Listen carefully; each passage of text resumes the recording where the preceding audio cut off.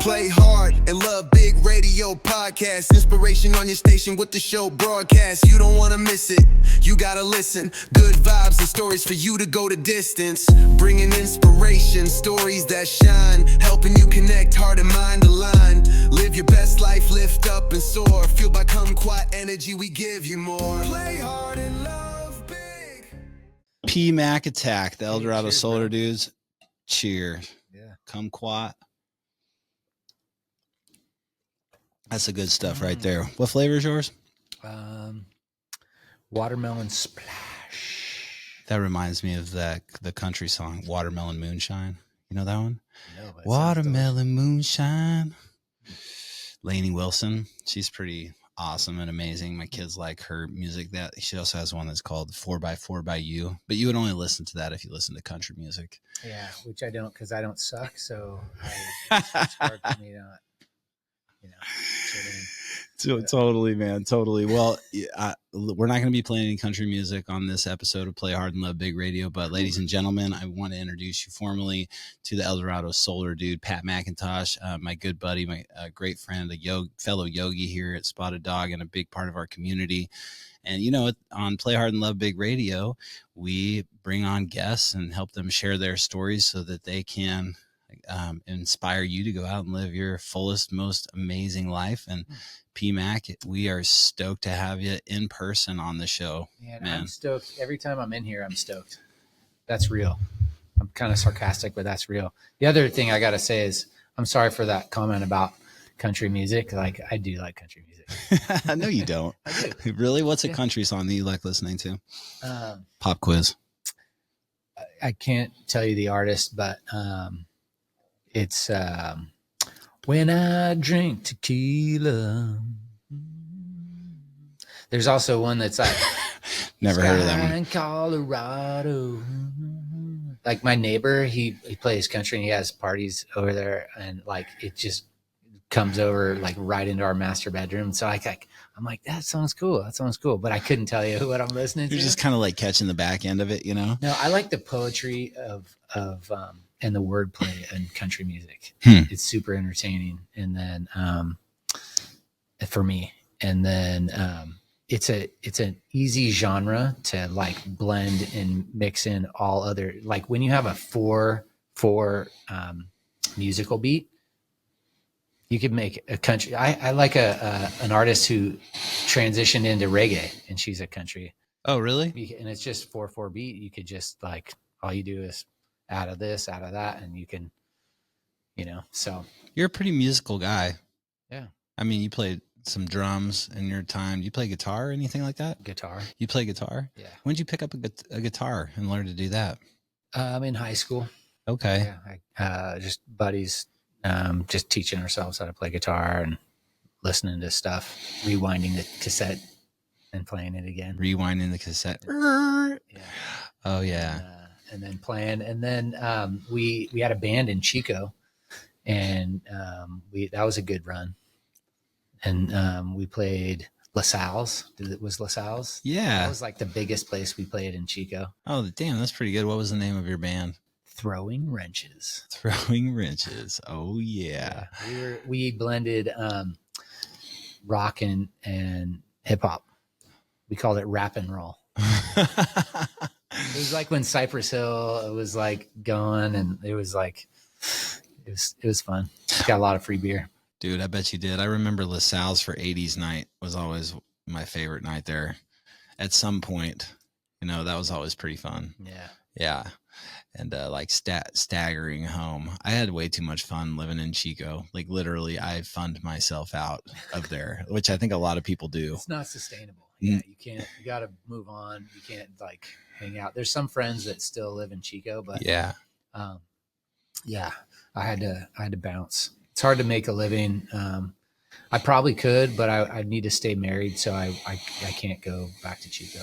Yeah, totally, man. Chico's just like a crazy, awesome spot in the middle of nowhere in California where there's a lot of people and partying, and there's a lot of cool outdoor spaces up there too that I really liked and enjoyed up in Bidwell Park. Right. I spent a lot of time up there. How long did you live up in Chico? I was there for 3 years between 95, 94, and 97. 1994, 1997. Yeah. So when I was between the ages of 11 and 14, you were up in Chico throwing wrenches at LaSalle's. That's freaking awesome, man. That's so good. And then you made your way back home, back into the Sacramento area? Yeah. Yeah, and you've been here ever since. And, Tell us about that. So when I graduated, we always knew we were going to go to Europe when we graduated, me and my buddy Chris. And then he actually had some units to finish up. I graduated, but he still had one more year, and I stayed. And he gave me the rest of his Eurail pass, so I continued down the boot of Italy and lived there for a year. Down in the boot? Yeah. Where? All the way off the boot in Sicily. Sicily. Sure. Holy smokes, that's amazing. Did you speak Italian before you went there, or did you just learn it when you got there? I just knew how to cuss. Yeah, of course you did. Yeah, and how to say food, but then then I got to learn how to speak and everything, and then I lived there for a couple other years, and then came home to San Francisco anyway, and then moved up here to El Dorado County. Well, Placerville, then down to El Dorado Hills eventually. So, and ultimately back home because you were born and raised in this area. Yeah. Is it sort of a trip to see how this place has grown since you grew up, or what's that like for you? Yeah, it's kind of weird. It's like, things happen so gradually. You got to step back and go, holy crap, Yeah. I used to come to Browns Ravine when it was a gravel road past the Purple Place, and or not gravel parking lot, and it was just a 2-lane road, and now it's full boat ramp, cement parking lot, all of that. It's massive. Yeah. So it is a little bit different, but it's also kind of just kind of fun. I guess I've transitioned into that dude who's been man, when I was a kid, you wouldn't believe gas was $1 a gallon. Yeah. All that kind of stuff. But it has been a while. Me too. Yeah. But I'm impressed to see how you've integrated into life in NorCal. You've starting to say hella. I'd say hella times a day. Yeah. I'm hella proud of you. Well, you become who you hang out with. So apparently hanging out with you has rubbed off on me in a lot of good ways. Yeah. You're immature. Yeah, totally. I brought you down a little bit. Yeah. You loosened me up a little bit. Yeah. We used to, back in the day, Pat and Isaac and anybody else who really wanted to join us, although it was just mainly us three, would come in here after hours in the Spotted Dog Yoga, and we'd have a dog pound session where in these episodes, and now we're drinking the healthy stuff, water and kumquat hydration and kumquat energy drinks, but back there we were tipping some long necks back. If we were feeling it, but usually Pabst Blue Ribbon or something. Yeah, usually Pabst Blue Ribbon. I remember one of the sessions when I left Katie, it was before kids for me, probably when your kids were really young. I don't know.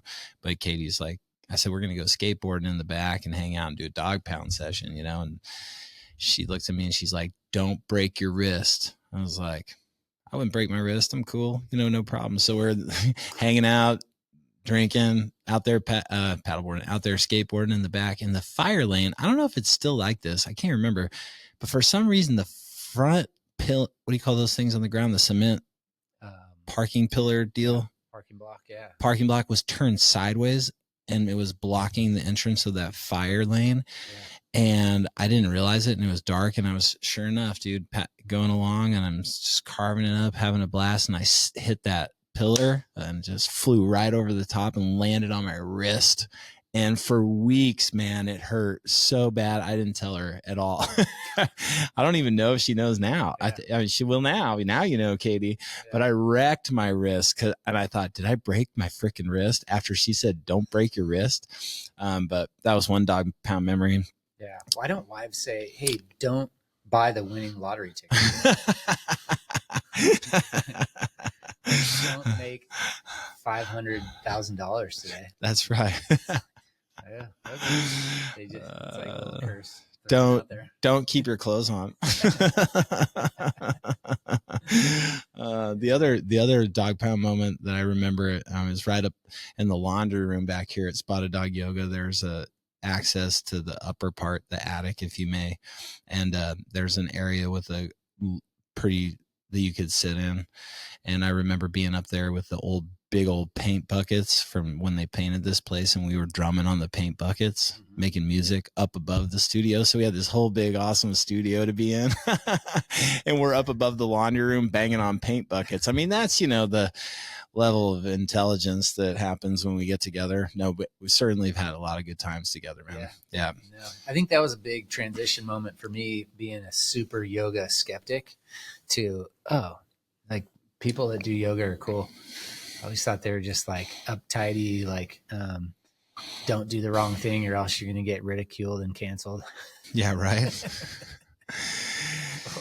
or whatever, but no, that was fun being able to just be myself and find out I could do that and do yoga.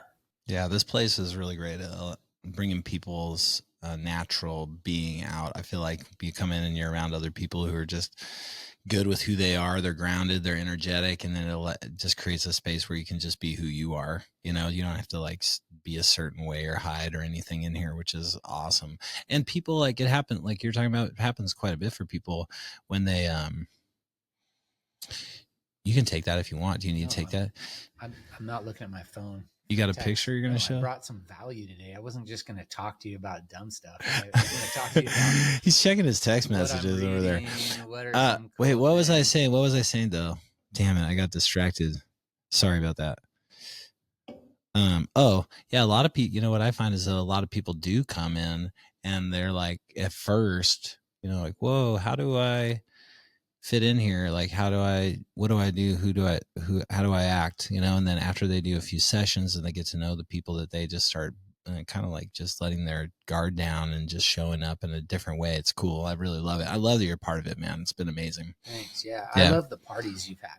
Oh yeah. We've had some good parties. You gotta do it more often. Like, have fun, cool get-togethers. Yeah, we do. Because I think that's every group that I've been involved with, whatever, if it's a sports, if it's a team, if it's a work group or whatever, we always gel more after we've kicked back and had a good time together, shared a meal or hors d'oeuvres and drinks or whatever, and like fun, weird, random, funny things happen and everybody gets tighter. I like that. That's really true. That brought me back to the last party that we had here. It was the celebration party for the 30 days challenge, and you brought your shot ski. And it was right over here. I remember you're like, you want a shot ski? I'm like, sure. And so we filled the little shots up with some kind of whiskey or something. And then we went and we tipped it back, but Glenn's wasn't Velcroed on. Remember? That's what made me think of Glenn's shot glass wasn't Velcroed on. And so this whiskey, the whole shot went all over Glenn. And it was this, I thought, like a stinky smelling liquor. It was like a banana whiskey. So the rest of the night he smelled like banana whiskey. Yeah. It's, but peanut butter banana whiskey. Yeah, man, that's disgusting. Where'd you find that? Oh my gosh. And why did he choose that? He had options. But no, to your point though, that's a memory that brought me closer to everybody that was involved. And yeah, those are really fun. Alcohol, if there's alcohol, great. If not, also same thing. I mean, we always find when we're together, I feel like we always find commonalities and create stories, So yeah, totally. I also was thinking about Sup Yoga. Our Sup Yoga program is kicking ass 8 years in, but I remember going stand up paddleboarding with you guys for like it was like my second time ever on a paddleboard on your foam board. Yeah. That's your foam board, right? That I borrowed? Yeah. Yeah. Yeah. And I remember being like, dude, guys, I don't know how to do it. Like, I don't know. I want to do a Sup Yoga program. I just don't know how to do it. And you're like, you know what you do? You just do it, man.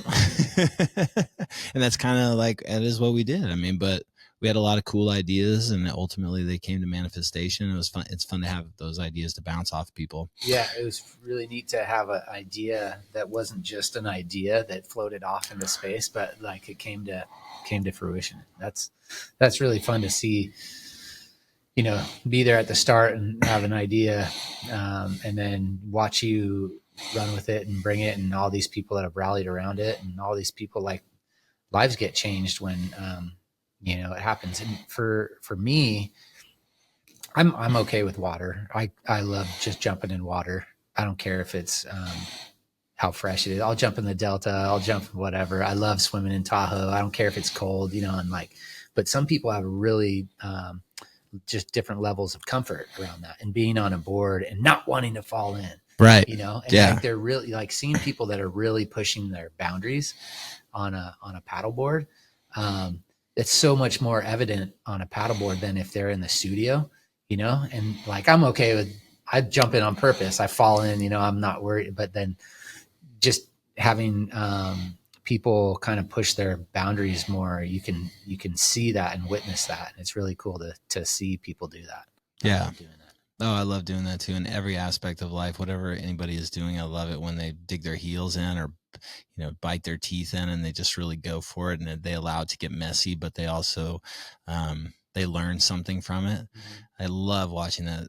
That's one of the things I've been loving about coaching soccer lately. Again, because I think I told you that I got a gig coaching for the Boise Timbers and the Thorns. Mm-hmm. And, that was after coaching with my son Owen and Sawyer for the rec league the last few years. I just started enjoying it more. And so when I got that job and got to get out there and work with those athletes, those young athletes who have their whole life ahead of them and the possibilities are endless, right? It's really inspirational to see them pushing the limits, and then also, of course, there's some that are not pushing the limits, and I can see that too. And then learning how to communicate with them and lead them in a way where they could maybe get to the point where they challenge themselves. Yeah. But I love that. It's, I thrive on watching other people grow. Yeah. Isn't that cool? And you really get to know people. Yeah. You really get to see who people are when they're put in a situation with a level of stress, and you get to know yourself a little bit more. Mm-hmm. And when you're in a position where you're in a leadership position, like how you respond to different things that pop out, you get to know yourself a lot. Oh man. And you get to push yourself in different unexpected ways. So yeah, you're a natural leader, and have led teams and sports and whatnot, but now you're stepping into like a large leadership role in your business, the Dorado Solar Dude. That's your business. Yeah. And you're working with and training people underneath the name Dorado Solar Dude to deliver solar power to the area. Yeah. What has that experience been like as far as the leadership and developing people to work with you? It's been amazing in a couple of different ways. One is, like, if you're looking at yourself, so many of us, and myself included, was like, our first experience was a job where you clocked in. And so you look at your schedule and you go, I have to be there at this time and I'm going to clock in. And it's different when you are the boss of yourself and saying, hey, this is the amount of work that needs to get done. Put your schedule together and you put it down on the calendar. And it's easier to flake on yourself than it is on a boss who's hovering over it, Mm-hmm. So everyone's had different levels of training around that, and people that are developing their own discipline around that, and constantly developing your own discipline around that, and people who embrace, like, it's a thing that you do. We call it infinity. So it's like a finite mindset or an infinite mindset. So you understand, like, we're all practicing here. We're all just getting better incrementally along the way. And the people who can get that, or that feel like they're afraid of failure, so they don't want to try or don't want to push themselves into a situation where they be exposed at not being very good at something. Yeah. So helping people understand that, and that we're not, this isn't like a final performance. We're practicing, right? So, like, if you have a situation where it didn't come out the way you wanted it to, cool. Look at that. how are you going to extract whatever learning out of that so it's not a wasted experience. So having training people around that has been a really good thing. But then I wish I could have a magic wand when I'm hiring someone and to wave it over and be like, this person is going to have that infinite mindset, you know, or this person is going to, you know, because then I could brace myself for the heartache, you know, and I'd be like, hey, I'm not going to invest so much energy into this person, or, you know, but you just got to invest all you have into everybody. And some are the ones that continue and some aren't. And so you just got to know that going into it. It's just kind of what it is. Yeah, totally. I mean, it's like, it reminds me of the metaphor about jelly beans that somebody told me at one point. Is like, if you have this giant bin of Jelly Bellies, or I pick Jelly Bellies because I like Jelly Bellies, you know, but in there, right, there's like banana, there's popcorn, there's wild cherry, there's blueberry, there's every freaking flavor imaginable, right? But if you're going through there and there's, you know, say there's 500 Jelly Bellies and there's only 10 black licorice Jelly Bellies, which are my favorite. I know it's kind of weird for some people. You like black licorice? Yeah. That's like that you're looking for the black licorice jelly beans. Those are the ones you're looking for. So if you put your hand in there and you find a wild cherry and it's like, oh, that's not the one I'm looking for. So you just like keep working through all the other Jelly Bellies, all the other jelly beans to get to the point where you find the ones that you're looking for, the ones that in relationship to people, right? The ones that fit your culture, that fit, you know, that match your work ethic, that have similar visions, that have similar core values, like those kind of things. But you can't just magically find them. You have to go through all the process of building the relationships in order to find them. Now you can vet and do research on the front end to make sure that you get a good head start, you know, and I think that's always been important too. Like that's why I think we find great teachers here is we do trainings, right? But not everybody that goes through a training turns out they're going to work here. And even if they end up working here or teaching here, that doesn't mean they're going to stay long term.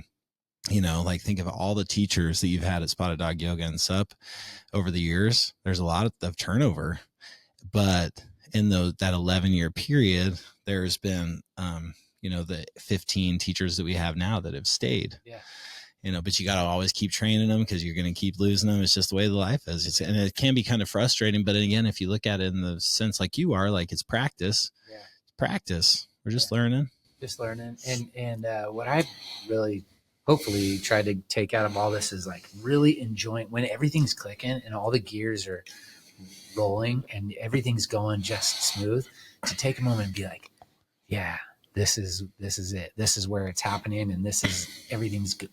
You know, all the work is paying off and it's going super smooth, and really appreciate it and see how far you can ride that wave out just by tiny tweaks and keeping that going. Mm-hmm. Because invariably there's going to be a change. Someone's going to, whatever,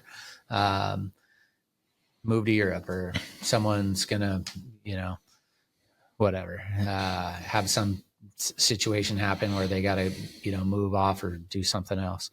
And so just appreciate really like the time that you're in, because it is temporary. Totally. Always. It always is in every aspect of life. Life is temporary, which brings comfort when things suck too. Cause you're like, hey, it's going to change. It's temporary. I know sometimes as of late, it's been a temporary, downturn for like quite a while. So I'm like, okay, I think it's starting to loop back up, you know, in regards to like what we're doing here. Mm-hmm. But being able to just like every day wake up, be grateful for, you know, what I have, and to just have faith and trust that it is going to shift. I mean, that's what keeps me going, you know, having hope. I think what people a lot of times where they lose interest in their passions or, you know, in life is when they give up on hope. Like they feel like there's absolutely no hope for them. And, you know, because maybe they've had a lot of really tough experiences and they feel like the world or God or the universe is like against them or something like that, you know. But when people give up hope, it can be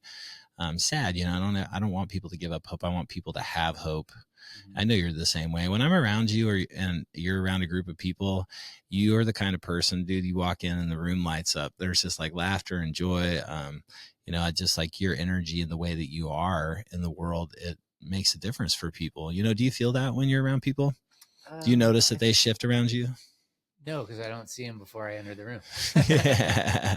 But they're all like, yeah. You're creating them in your world. Well, it helps for people to tell me that, Yeah, it's true. I would like to be that person. We've all been around people the opposite. Sure. And we call them NPCs, non-playable characters. Non-playable characters. So like in the,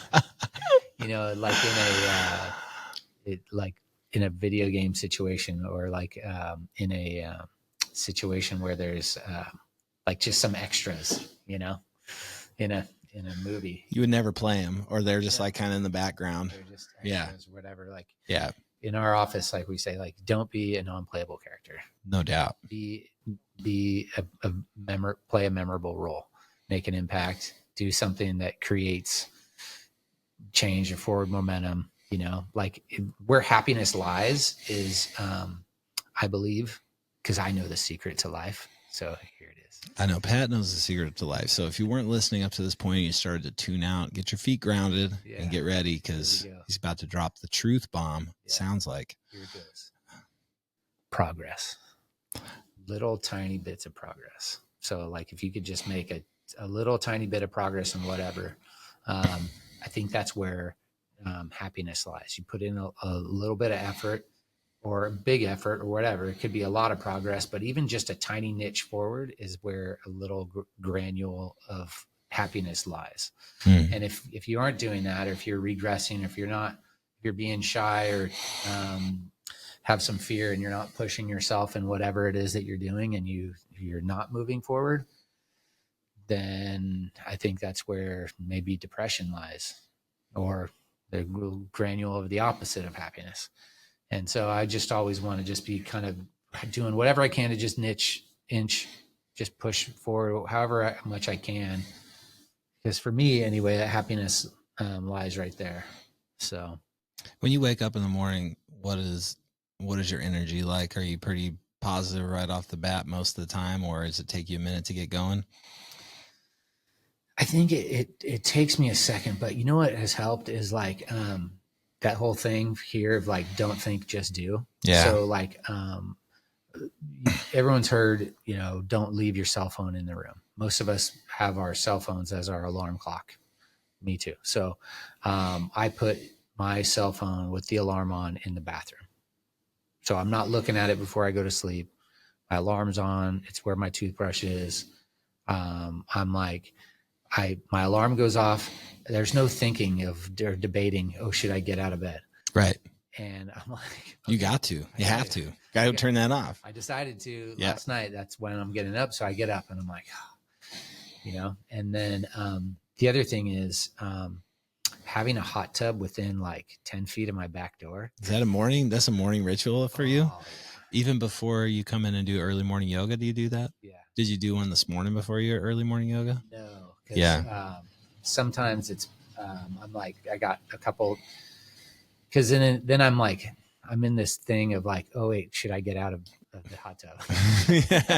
First it was hard to get out of bed. No, it was easy to get out of bed, but now it's hard to get out of the hot tub. Yeah. So and I gotta, if I got a one wheel, like I'm like, all right, I'm thinking a half hour ahead of time. So I'm like, okay. And I gotta have my backpack packed and all the stuff in it. So I'm not thinking, I'm just doing. So like, but to roll out of bed, like having no decisions, like decisions when I'm super like fresh out of bed, I can feel decisions weighing on me more. Like if I'm like, should I do this or do that? Should I, even if I'm filling up my huge glass of water in the morning, should I do this glass or that glass? Like, I don't know. It's like harder in the morning to kind of get create your decisions. Yeah. So I see that. To eliminate as many decisions as I can. Makes sense. Put there. So I'm not thinking, I'm just like doing those things that I've already decided that I need to do. So I don't have to decide decisions like take away energy. So if I can have those decisions made, then I'm like, like having my schedule laid out, I could just look at the schedule and go, okay, I said I'm doing this at 11, so I'm doing that at 11. I'm not like, oh, should I do it or not? No, that's what I'm doing. Yeah. And so it's just because if you're in a debate with yourself, it's like quicksand, And if you're not, if you've already made the decision, you're just doing that. You're eliminating that thinking and debating. It's just a big release of weight, Oh man, that makes so much sense to me, dude. Yeah, totally. Eliminate the need to make decisions. Just make the decisions and then do it. Yeah. Yeah. And then, I mean, ultimately what happens is things will shift, but at least you're like prepared at that point to shift if you need to, and you're not like scattered. A calendar has played a huge part in my health and wellness. Katie has really been, she's been part of the reason that I use a calendar, in the last 5 years, just because we've gotten so busy. She needs to know what I'm doing. I need to know what she's doing. I need to know what the kids are doing, all that kind of thing. But just before that, I don't know how I operated without a calendar. Now my calendar is like everything, so yeah, that's a big deal. Yeah. And then it releases all that stuff. Like, I had to do it the other day, dude. Like it was yoga and beer. And Jen's like, are you going to yoga and beer? I'm like, nope, can't. Family reunion. Yep. And that's right. No, like, oh, can I go? I'm like, shit, I already, It's in my calendar. Birthday. Yeah, and it's on the calendar, and there's no emotional whatever on it. Yeah, it sucks, but whatever. Did you say it was Uncle Larry's 90th birthday? Yeah. Oh yeah. Well, I mean, you couldn't have skipped that anyway. It's like, Uncle Larry's 90th birthday or yoga and beer at Crawdads. Yeah. Uncle Larry. Yeah. Hey, good news, dude. And this podcast may be released after the event, but the 20th of July, I'm doing yoga and beer at Crawdads. I'm going to be teaching it that weekend. I'm in town. So you can, there's always going to, oh yeah. Oh, dude, no, wait, are you sure it's in your calendar? We better fucking check your calendar. Oh man. No, I'm just kidding. No, I know that's awesome. But whatever. Tahoe is not like yoga, a family reunion. So I'm going to figure that out, see if I can get down. But dude, I'm stoked about yoga and beer. That's like two of my favorite things. Totally. Yeah. Again, you found a studio where people that do yoga are cool. Amen to that, man. Amen. All right. Well, tell us a little bit about Dorado Solar Dude and the importance of solar and what you're doing differently and who your main clientele is and why people should work with you, my man. So that was an amazing transition. So let me see. Why it's super important is because we are, how life has gotten significantly less cool every year that things go on. I mean, like I was talking about, when I got my license, gas was $1 a gallon, whatever, property values or whatever. More expensive, less cool. Less cool. Like we could ride in the back of a pickup truck. That's right. Things were cool. Yeah, that was cool. That was cool. They showed boobs in rated R movies.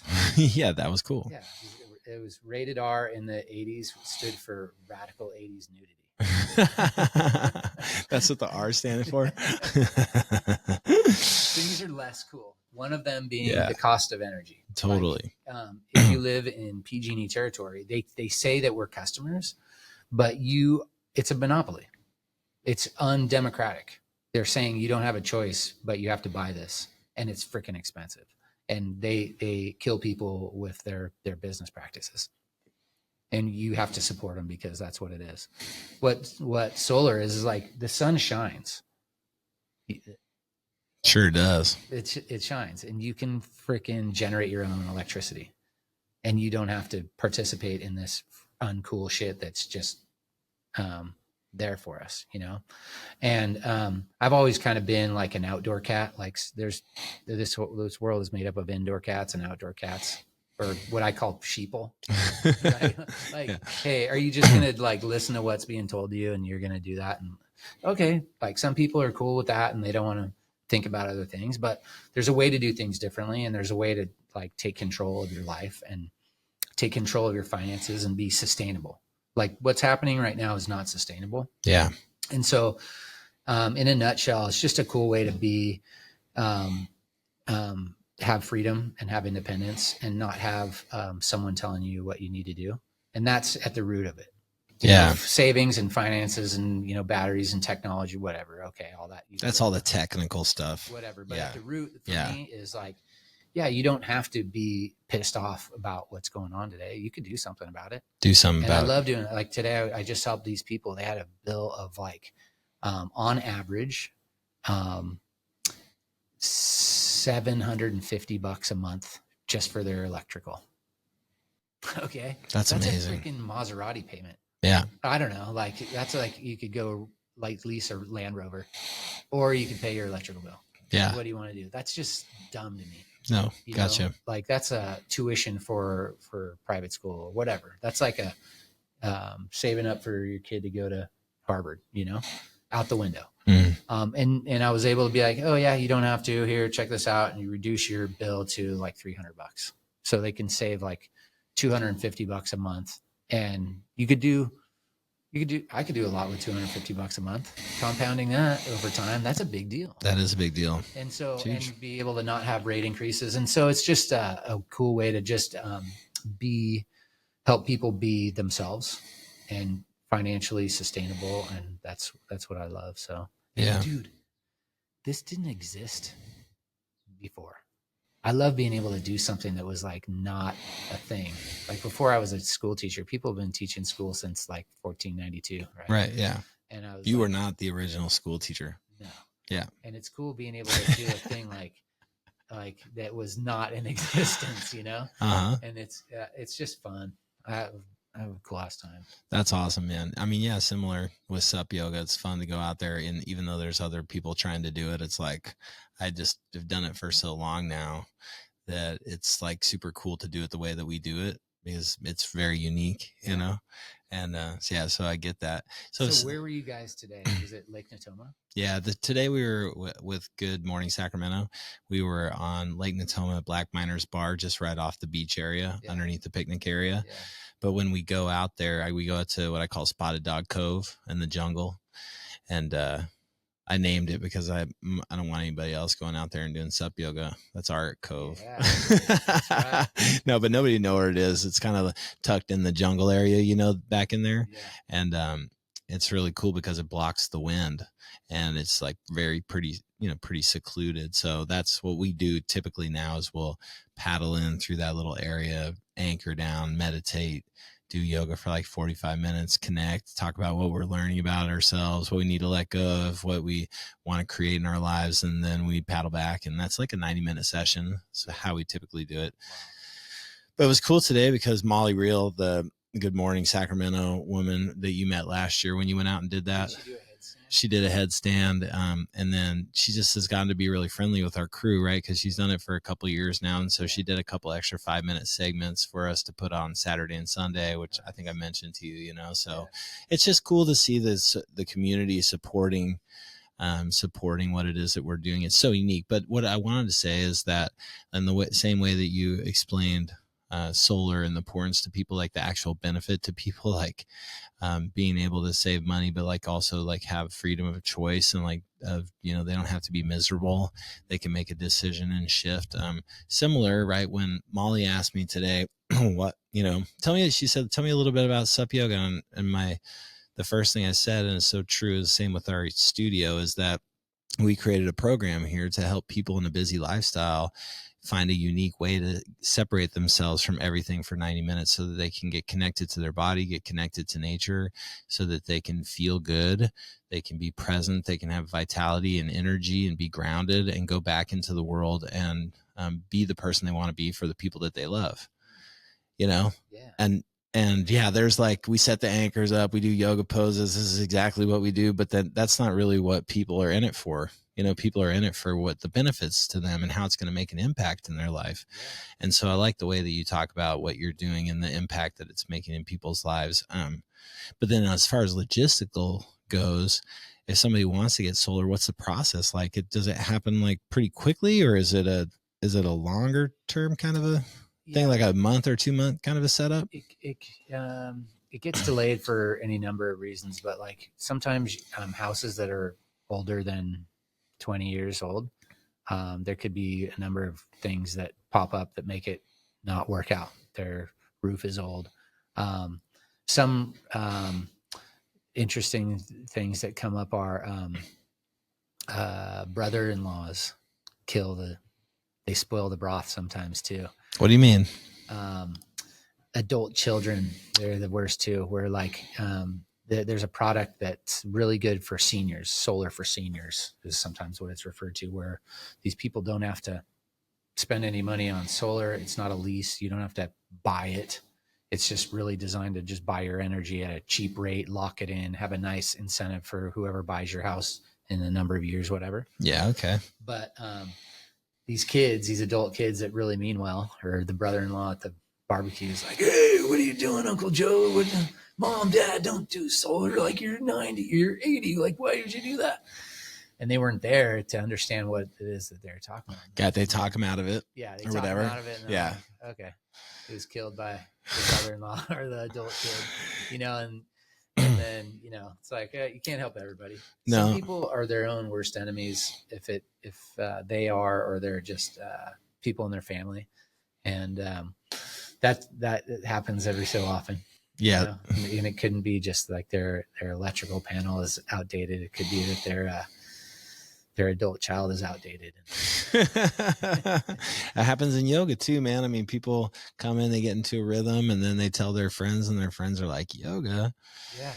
You're out doing yoga? What do you do? What do you mean? They kind of like pressure them out of it or whatever. Yeah.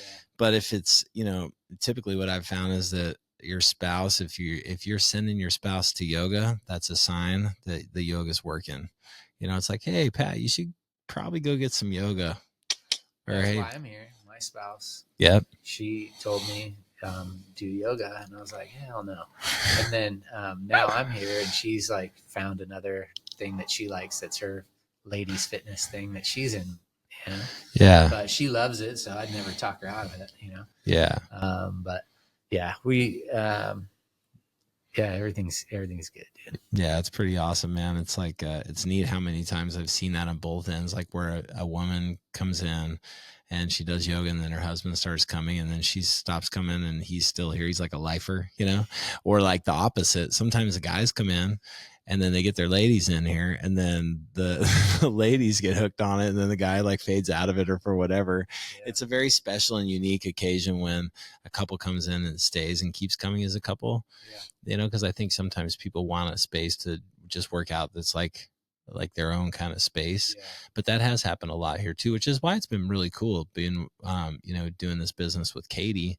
Yeah. Is that, I mean, it's a lot of work, and we're constantly working on communication and whatnot, but ultimately, like, we do yoga together. We speak the same language. We get it. When, I'm being reactive and she's like, hey, take a few breaths. I'm like, I understand that, I don't have a reaction to her saying, take a few breaths. I know she's just trying to like help me. Right. So yeah, it's pretty cool like that, man. That's awesome, Pat. Yeah. The other thing I wanted to make sure that we talked about on this show, we talked about it last time you were on a podcast, but is the chairlift cooking show. And it doesn't always happen on a chairlift, does it? Well, I do have a chairlift in my office. Oh, now it happens on the chairlift most often. Yeah. So, okay, so you got to check out the Chairlift Cooking Show. It's really good. Attack, Pat McIntosh, the Dorado Solar Dude. He will drop it down like it's hot. Yeah. How did that start? We were in the right mindset.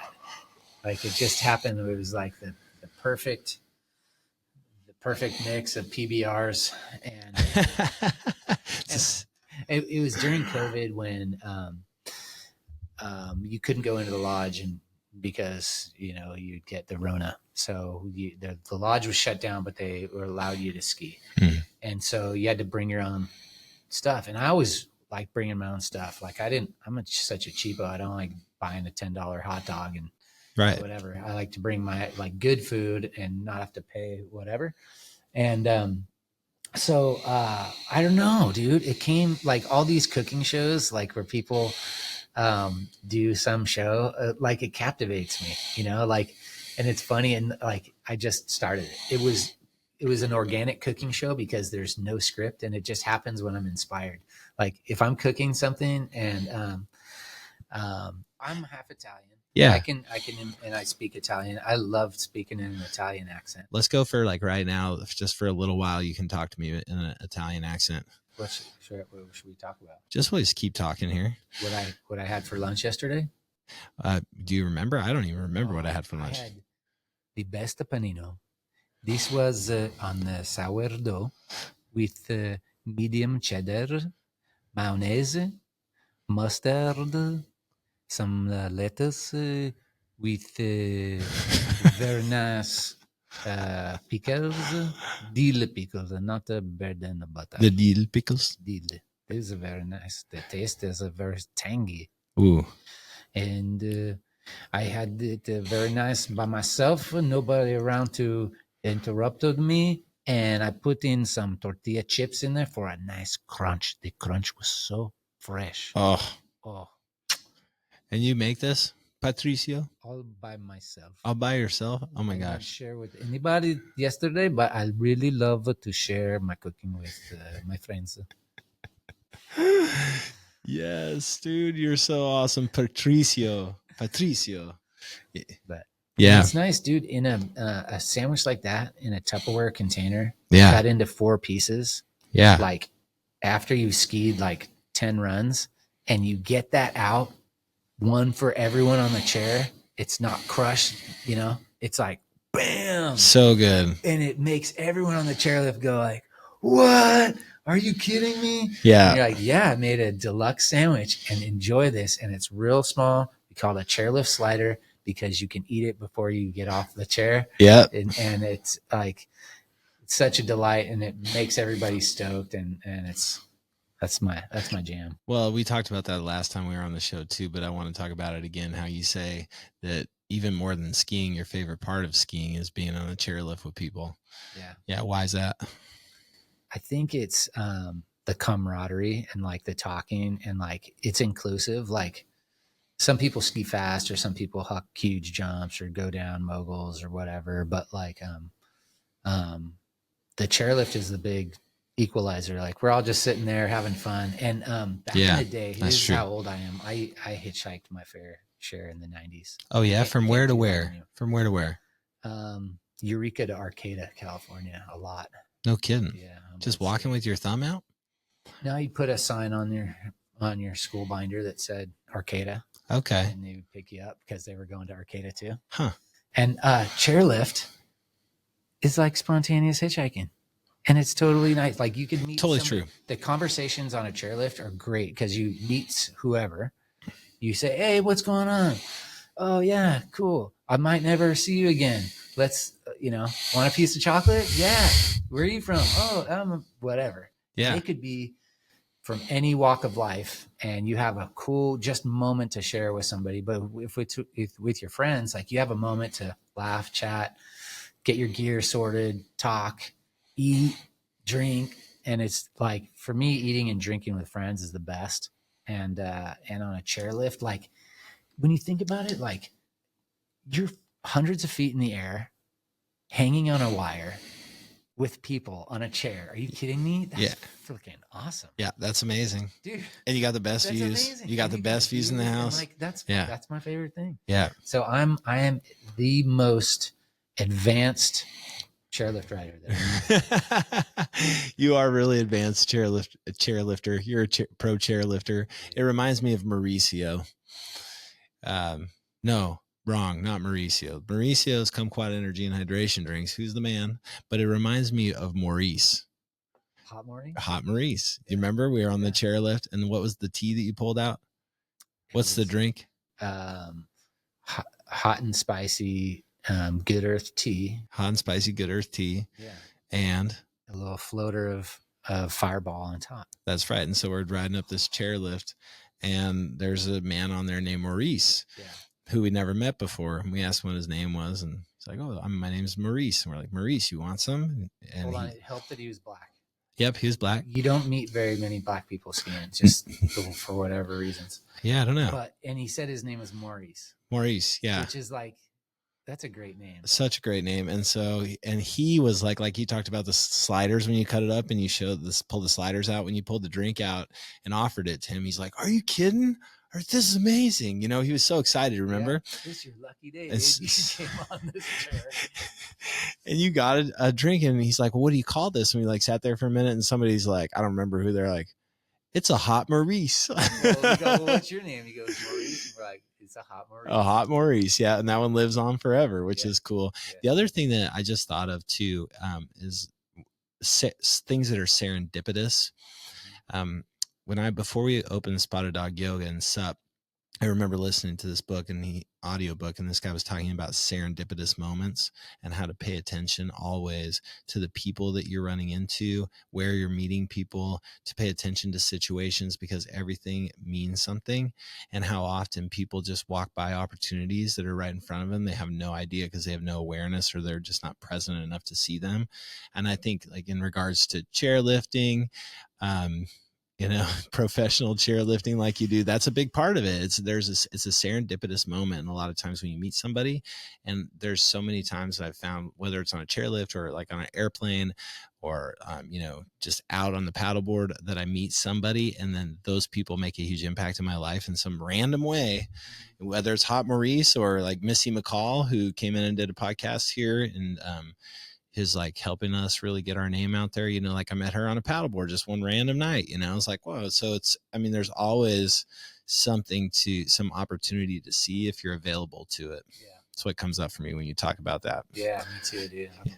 Thanks for reminding me, because when you're aware and you're open to that and you're not like, oh, that's some foo-foo stuff that I don't even think, you know, like you're aware and you can see that and you're present, then you can see those things. Yeah. You gotta be present, man.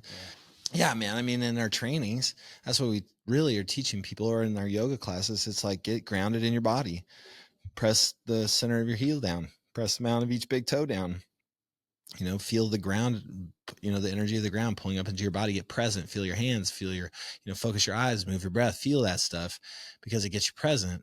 And then when you're present, you see opportunity, period. So many people are walking around with so many different things going on in their life that they don't see opportunity, you know, myself included, because it's a crazy world. There's so much happening, and there's so much I want to do, but I have to just remind myself to slow down and be with where I'm at. Yeah. Right there in the flow. Dude, Pat, it's been awesome having you on the show today. Is there anything you want to cover that we didn't have a chance to, or anything you want to say that you want to say before we part? No, like I think we covered it all. I was going to talk about like all the cool books I've been reading. Tell us about your cool books you're reading. No, I want to know. What is there? I want to know the cool books. I thought it was going to come up organically, you know, but okay, I will. Yeah, let's hear about these cool books you're reading. I know you got a stack of them. Well, first of all, hardcover, softcover, or are they all on your phone or Kindle? No, I usually get them from the library, hardcover. But Ryan Holiday is a great author for a lot of stuff we were just talking about. One of them is The Daily Dad. The Daily Dad. That sounds cool. Book, dude. Heck yeah. Thank you. Because it's a vignette. It's like a 5-paragraph, whatever you can read. Perfect for bathroom reading. Yeah. And it's a daily, it goes on a calendar.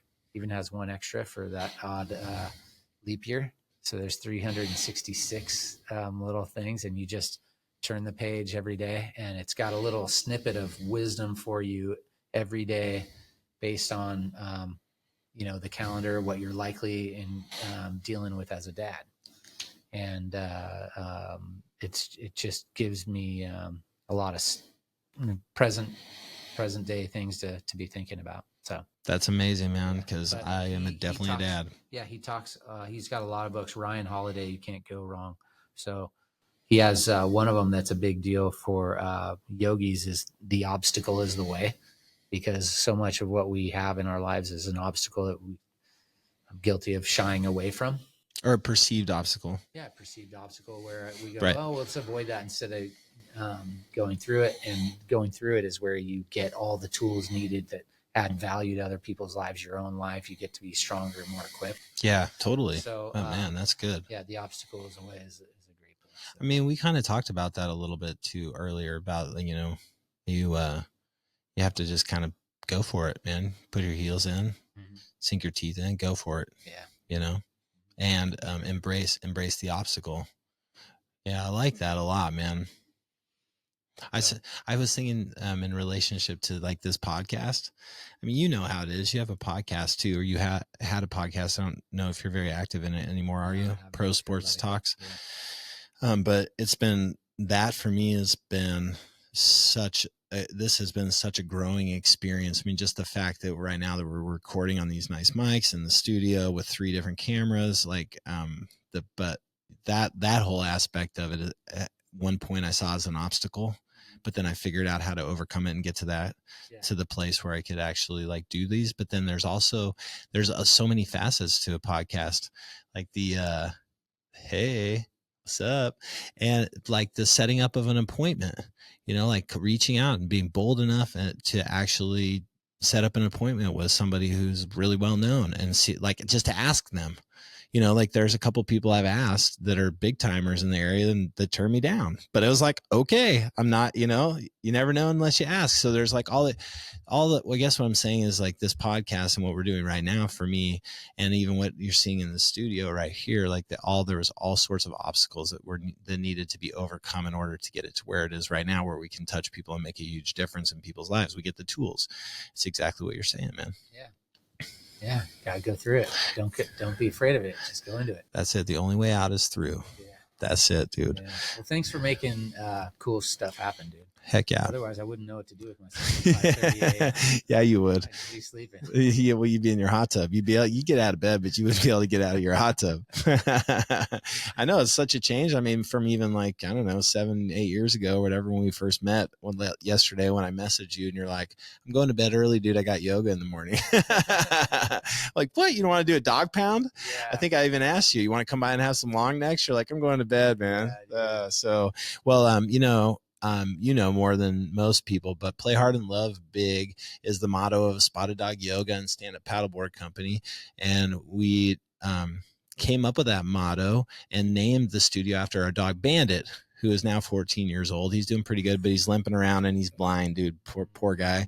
But what we learned with Bandit is that, you know, as a cattle dog and a really active mind, is that he has to be playing hard. He has to get worked out. He has to get run multiple times a day in order for him to just relax and want to, you know, let you pet him or just chill with you. And that's where play hard and love big came from.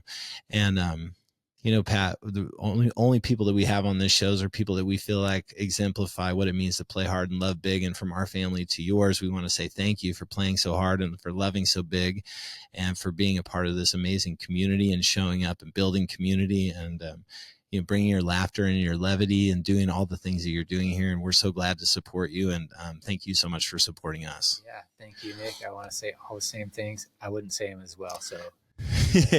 And ditto. Yeah, ditto it is, man. So, hey, and Kumquat Energy, thank you so much for being our premier podcast sponsor.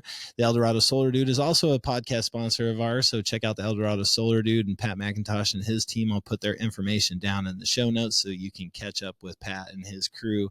And as always, it really helps us when you share our show. Share with the people who could use some daily uplift, some motivation, some inspiration. We've got, I think, 170 something episodes that are loaded onto Play Hard and Love Big Radio on all the podcasting platforms, including YouTube. And they're just getting better and better. They used to kind of suck, man. I used to sit in the garage and talk to myself and Bandit and Allie about shit that was going on. But it was more like in the COVID era. So there was a lot of people listening. A lot more people were listening to that shitty stuff, which is probably why they're not listening now. But anyway, hey, thanks for sharing the show. Play Hard and Love Big Radio is the official broadcast of Spotted Dog Yoga and Stand Up Paddle in Folsom, California. And this is your man, the Dorado Solar Dude, Pat McIntosh, Nick Clark, signing off. Thanks, man. Hey, thank you. Play hard and love big radio podcast. Inspiration on your station with the show broadcast. You don't want to miss it. You got to listen. Good vibes and stories for you to go the distance. Bringing inspiration, stories that shine. Helping you connect heart and mind align. Live your best life, lift up and soar. Fueled by kumquat energy, we give you more. Play hard and love big. Love big. Love big. Play hard and love big. Love big.